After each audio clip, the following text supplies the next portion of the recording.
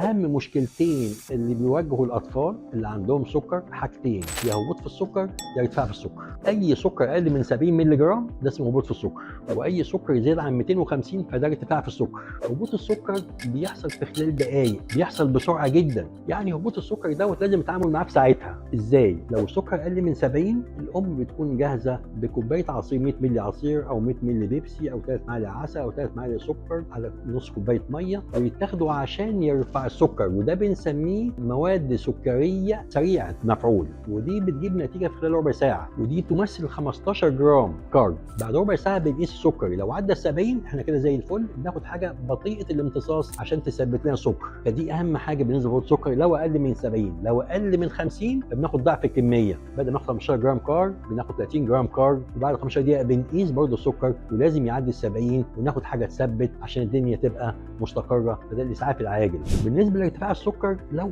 اكتر من 250 لازم نطمن مفيش اسيتون في البول. السكر المفروض يكون تقريبا حوالي 150 وما يكونش عندنا اسيتون في البول. لو في اسيتون في البول ممنوع يلعب رياضه، لان طبعا هيحصل الدنيا هتزيد الاسيتون في البول والكيتونز الموجوده في البول، وممكن يعرضوا لمشاكل اثناء الرياضه.